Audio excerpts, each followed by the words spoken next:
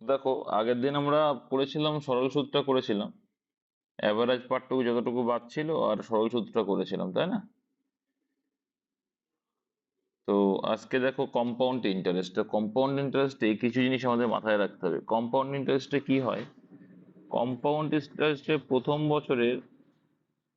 প্রথম বছরে যে সুদটা হবে, কম্পাউন্ড ইন্টারেস্টে ফার্স্ট ইয়ারের যে সুদ, ইন্টারেস্ট যেটা, আর আসল যেটা, সেটা দ্বিতীয় বছরে কি হিসাবে কাজ করে?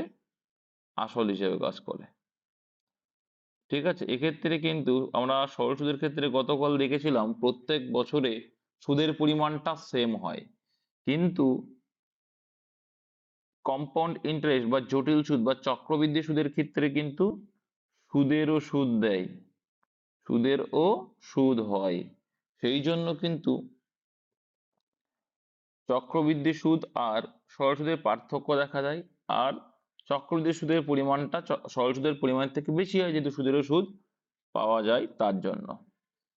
আর যেমন একটা কথা বলি, যে যদি বলে 9% সুদ, তাহলে এক্ষেত্রে সুদ আসল কত হবে? 109 প্রথম বছরে।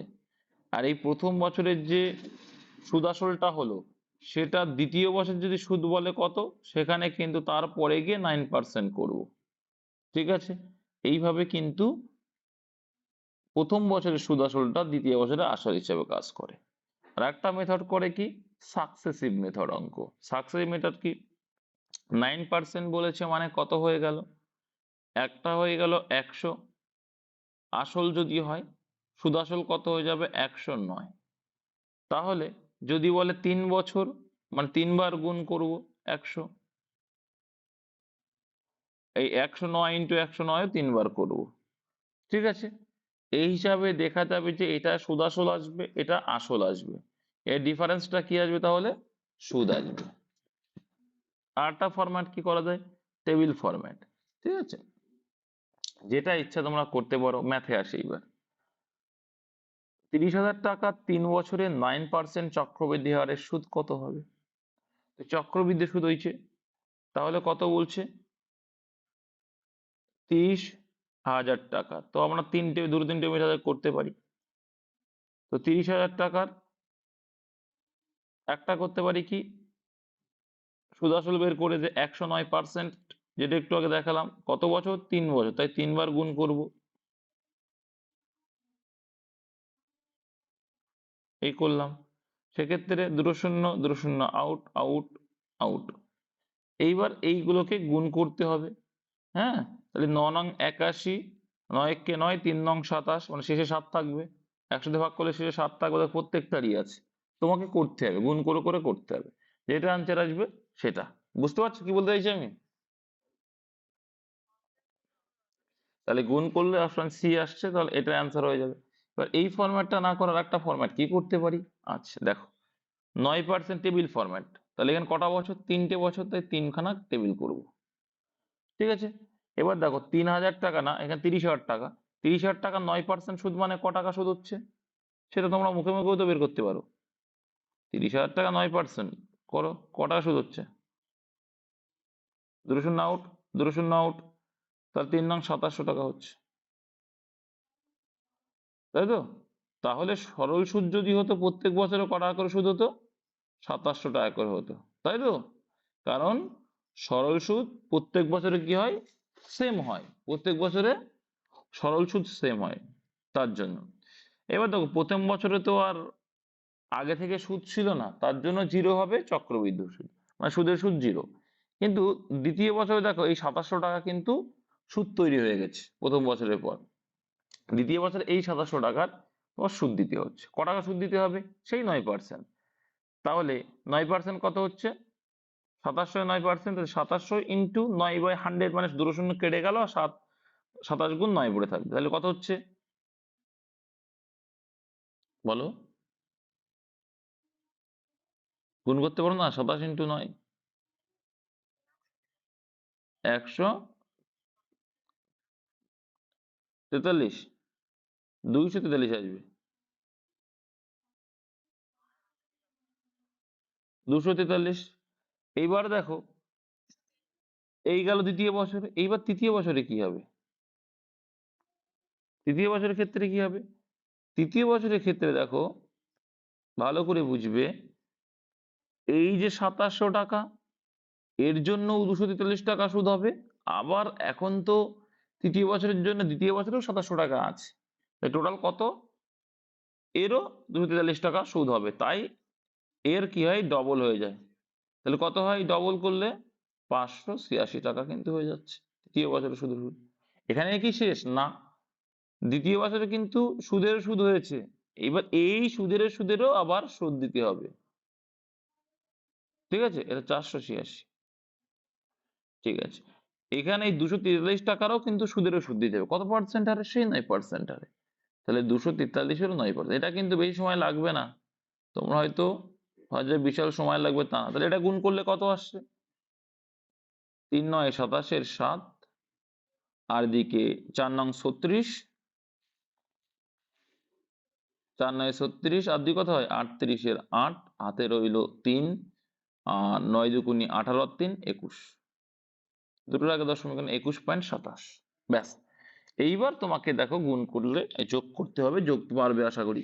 যোগটা কি? টোটাল যোগটা হয়ে যাবে কিন্তু এদের সুদ। এবার যদি বলতো পার্থক্য, এই সরল সুদের পার্থক্য, সরল সুদ হচ্ছে কি এইটা, সরল সুদ আর জটিল সুদের পার্থক্য, তখন এই যে এইটুকু, এই পোর্শনটুকুই পার্থক্য, সুদের সুদ যেটুকু। ঠিক আছে, এই টোটাল কত হচ্ছে দেখো, 3 27 কত হয়? 3 27 তো 81 হয়, আর দুটো শূন্য আছে। আর এদিকে 243 গুণ 3, মানে এখানে কত হচ্ছে? যোগ করো, মোট কথা যোগ করো। তাই 6 আর 1 7, আর 3 কত হয়? 7 3 10, মানে শূন্য আসছে শেষে। তো যোগ করে দেখবো অপশন সি আসছে। কিন্তু মেথডটা বুঝো, সময় লাগবে না এটা করতে। তারপরে দেখো বলছে বার্ষিক 10% চক্রবৃদ্ধি হারে কত বছর, তোমাকে বুঝতে হবে যে কোন মেথডটা কখন অ্যাপ্লাই করব। বার্ষিক 10% চক্রবৃদ্ধি হারে কত বছরে 1 লাখ টাকা সমূল চক্রবৃদ্ধি এত টাকা হবে? তো এখানে আমরা একটা জিনিস দেখতে পাবো, এটা আমরা রেশিও মেথড করতে পারি। কি মেথড করতে পারি দেখো, কত বছরে বলেছে। হ্যাঁ, বার্ষিক 10% চক্রবৃদ্ধি কত বছরে। আচ্ছা, তার মানে কি, 10% ফ্রাকশন ভ্যালু করলে কত হবে? 1/10, তাই তো। 10% ফ্রাকশন ভ্যালু মানে 10 ইন্টু 10/100, কাটাকুটি করলে 1/10। তার মানে 10 টাকা যদি আসল হয়, 10 টাকায় 1 টাকা, মানে সমূল চক্রবৃদ্ধি কত? 11 টাকা। সমূল চক্রবৃদ্ধি মানে সুদ প্লাস আসল। এবার এখানে কত বছর আমরা জানি না, তাই না? কিন্তু একটা জিনিস খেয়াল করলে দেখবে যে, এবার একটা জিনিস খেয়াল করে, বুঝলাম না তোমরা কি বলতে চাইছো।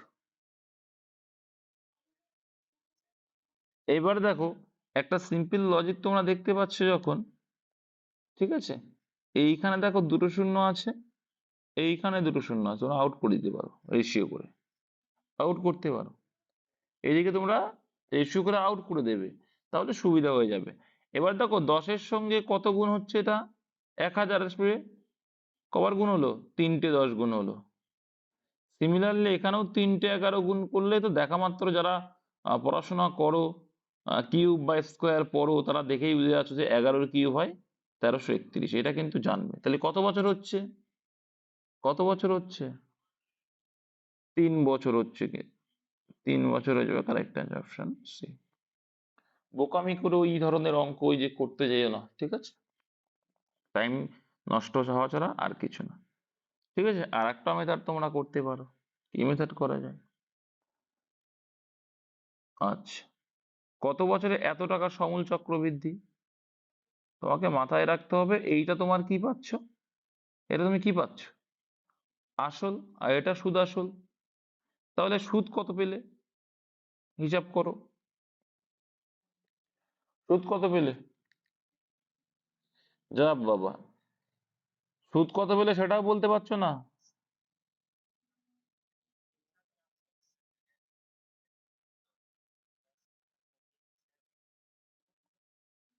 কত পাচ্ছ? বিয়োগ করো তো, বিয়োগ করো, বিয়োগ করো, কত পাচ্ছ?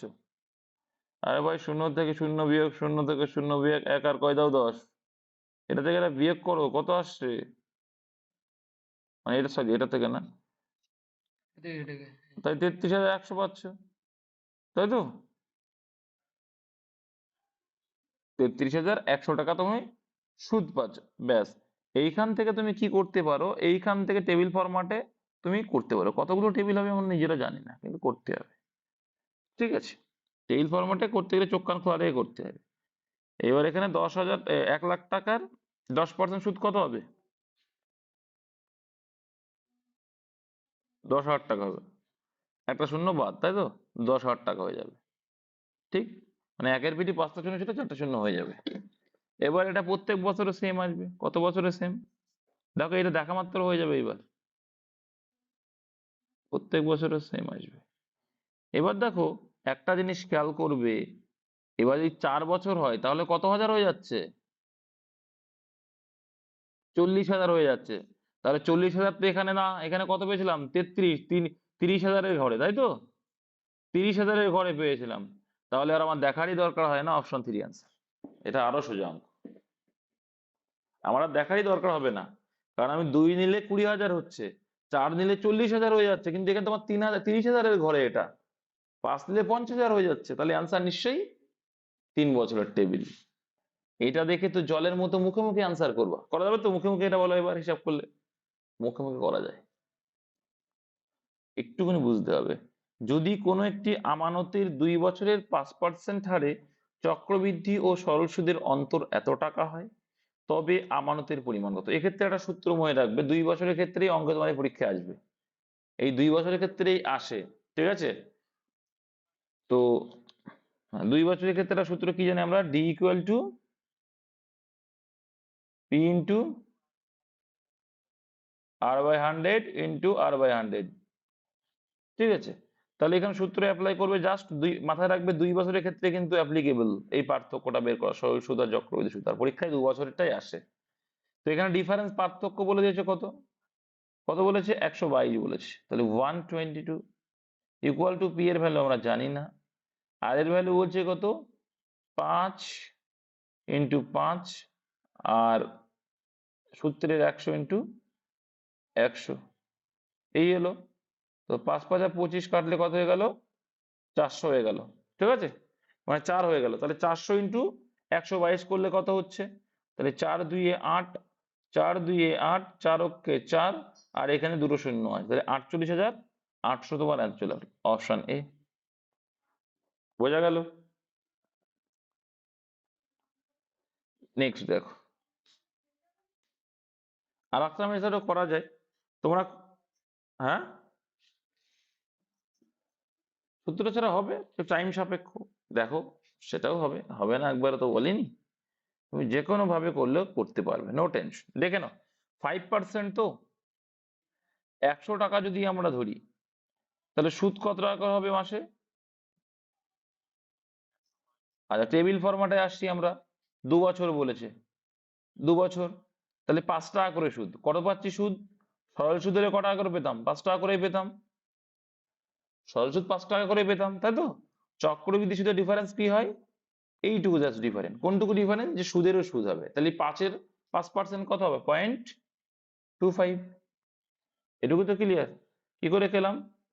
5-এর 5%, 5%, 5/100 কাটাকুটি করলে 5×5 = 25 বাই 100, মানে কত হয়ে যাচ্ছে? 0.25 হয়ে যাচ্ছে। ঠিক আছে, আর বোকামি করে আমরা এই করার দরকার নেই। বা 1/4 হয়ে যাবে, আর 1/4 মানেই কথা হচ্ছে 0.25। ঠিক আছে, তার মানে এবার পার্থক্যটা কোন জায়গায় পেলাম আমরা? যখন আমরা 100 টাকা, এখানে কিন্তু আসল ধরেছি 100 টাকা, এখানে আসল কত ধরেছি? 100 টাকা যখন আসল হয়, এত আমার সুদের পার্থক্য হয়। তাহলে 122 টাকা হলে কত টাকা আসল ছিল? এইটুকু, আর কিচ্ছু না। তাহলে এই টাকা কি? 125 মানেই 122। বোঝা গেল? আমরা বলছি যে 0.25, সরি, 0.25 মানে হচ্ছে 122 টাকা অন্তর। আমরা যেটা 1.25 বলছি, তাহলে আমরা যেটা আসল 100 ধরেছি, মানে কত? ব্যাস, করলেই অ্যান্সার। বোঝা গেল? তো এই পয়েন্টের জন্য এখানে আরো 100 গুণ হবে উপরে। ঠিক আছে, তাহলে 25 দিয়ে কাটলে সেই 4×25 = 100, দেখো চলে এসছে কিনা? গুণ করলে সেই এটাই আসবে। বুঝতে পেরেছো? উল্টে পাল্টে যেদিক দিয়ে করবে সেদিক দিয়ে অ্যান্সার। আর একটা মেথড কি, তিনটে মেথড করা যায়। 5% হারে তো ফ্র্যাকশন ভ্যালু করলে কত হয়ে যাবে, 5-এর 100 মানে 1/20, 1/20 মানে কি, 20 টাকা যদি আমার আসল হয়, সুদ আসল 21। কত বছর বলেছে, 2 বছর, তাহলে স্কোয়ার করে দাও, 2 বছর মানে স্কোয়ার করে দাও। স্কোয়ার করলে কত আসছে, 20-এর স্কোয়ার 400, আর 21-এর স্কোয়ার কত, 441। তাহলে ডিফারেন্সটা হচ্ছে কি, এটা হচ্ছে সুদ আসল, এটা হচ্ছে আসল, তাহলে ডিফারেন্স কত, 41। ডিফারেন্স কত, ডিফারেন্স না কিন্তু, এটা কিন্তু হচ্ছে কি, এটা কিন্তু ডিফারেন্স নয়, এটা কি, এটা হচ্ছে, এটা কি, এটা হচ্ছে সুদটা, চক্রবৃদ্ধি সুদ। তাহলে 400 টাকার, এবার তোমাকে এখানে বের করতে হবে 400 টাকা, আর এখানে 5 দুগুণে 10%। 10% কেন, আসল বের করবো তাই, এই সরি সরল সুদ বের করবো তাই। প্রত্যেক বছর সেম হয়, তাহলে 5 দুগুণে 10%, 400 টাকা 10% মানে কত, 40 টাকা। ঠিক আছে, তাহলে ডিফারেন্স কত, 1 টাকা। ডিফারেন্স কত আসছে, তাহলে ডিফারেন্স কত, 1 টাকা ডিফারেন্স কখন আসছে, 400 টাকা যখন আসল হচ্ছে, ডিফারেন্স 1 টাকা আসছে। ঠিক আছে, তাহলে 1 মানে 122। তাহলে 400 টাকা যখন আসল ধরা হচ্ছে, 400 মানে কত, সেই একই বিষয়। উল্টে পাল্টে যেদিক দিয়ে করবে সেদিক দিয়ে আনসার হবে, কিন্তু সূত্রটা মনে রাখবে, কারণ একটাই অঙ্ক আসে, এটাই আসে। ঠিক আছে, ইজি হয়ে যাবে। D = P × 1/100/1/100। ঠিক আছে, তারপরে দেখো, কোন মূলধনের 2 বছরের সরল সুদ ও চক্রবৃদ্ধি সুদ যথাক্রমে 8,400 টাকা ও 8,652 টাকা, সুদের হার কত। সোজা তো, একটু কি বলেছিলাম একটু আগে, কি বলছে, কোনো মূলধনের 2 বছরের সরল সুদ ও চক্রবৃদ্ধি সুদ যথাক্রমে এত টাকা, সুদের হার কত। কিচ্ছু না, দেখো, এই যে সুদ আসলো, এই সরল সুদের উপরে যে এই যে ডিফারেন্সটা, এই ডিফারেন্সটা কিসের উপরে আসে, দেখো প্রথম বছরের যে সুদটা আসলো, টেবিল ফরম্যাট করেছিলাম দেখেছো, যে এবার 8,400 টাকা কত বছরের সুদ, 2 বছরের সুদ, তাহলে প্রত্যেক বছরের সরল সুদ কিন্তু সেম হয়, টেবিল ফরম্যাট করেছিলাম মনে আছে, 2 বছরে, তাহলে 4,200 টাকা করে প্রত্যেক বছরে সুদ পাচ্ছ, 4,200 টাকা করে প্রত্যেক বছরে সরল সুদ পাচ্ছ। এবার এদের যে ডিফারেন্স, কত ডিফারেন্স, কেন ডিফারেন্স, কারণ এই সুদেরও সুদ থাকে, দ্বিতীয় বছরে গিয়ে সুদেরও সুদ, এই 252 টাকা কিন্তু সুদেরও সুদ পেয়েছো, ব্যাস। তাহলে কত টাকা সুদের সুদ পেয়েছো, 4,200 টাকার উপরে সুদ পাচ্ছ 252 টাকা। তাহলে পার্সেন্টেজ চেঞ্জ চেয়েছে মানে কি, পার্সেন্টেজ ওয়েট, পার্সেন্টেজ ম্যাচ মানে 100-এ কত, তাহলে শূন্য শূন্য কেটে গেল, এবার 42 দিয়ে ভাগ করো, তো কত যাবে, 6 যাবে, 6×2 = 12, 4×4 = 24, আর 25 অপশনটি। ব্যাস, এইটুকু মুখোমুখি করা যাবে, এই অঙ্কটা তোমরা করে নিও মুখোমুখি, জোর এইটুকু করবা তোমরা, জাস্ট কনসেপ্টটা জানো। নেক্সট, কোনো পরিমাণ টাকা চক্রবৃদ্ধি হারে সুদে 6 বছরে 2.5 গুণ হয়, ওই পরিমাণ টাকা 18 বছরে কত গুণ হবে। তো এই টাইপের অঙ্কও কিন্তু সোজা। আচ্ছা, 2.5 গুণ হয়, কত গুণ বলছে, 2.5 গুণ হয়, ওই পরিমাণ টাকা 18 বছরে কত গুণ হবে। তাহলে কি করে করতে হয় অঙ্কটা,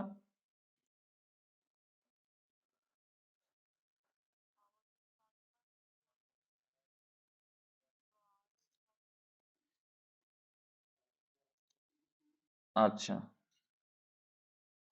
2.5 গুণ, তাহলে তুমি দেখো একটা সিম্পল লজিক বুঝবে, এই অঙ্কের ক্ষেত্রে এটা যে বিশাল টাফ তা নয়, ইজি আছে, নো টেনশন।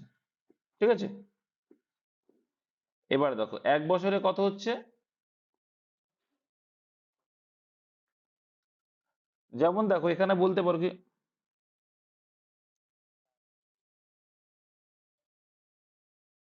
তাহলে এখানে কত হচ্ছে, 2.5 হচ্ছে, তাই তো। এর কত বছর বলেছে, এবার বলছে 18 বছর, দেখো এবার কত কবার হবে এটা, 3 বার হবে, কারণ 6 বছর 6 বছর 6 বছর, কতবার হলো, 3 বার। তাহলে 3 বার যদি হয়, এই পয়েন্টটাকে তুলে দাও, পয়েন্টটা তুলে কত করতে পারি আমরা, 10 করে দাও, 10 করলে কত আসছে, 5-এর আচ্ছা 5/2, তাই 3 বার মানে পাওয়ার কত হবে? 3 হবে, সাকসেসর মেথড যেহেতু। 3/, মানে কি পাওয়ার 3 গুণ হয়ে যাবে, তাই 3 গুণ হলে কত হচ্ছে? কত হচ্ছে? 125/, বুঝতে পেরেছো? কিছু বুঝতে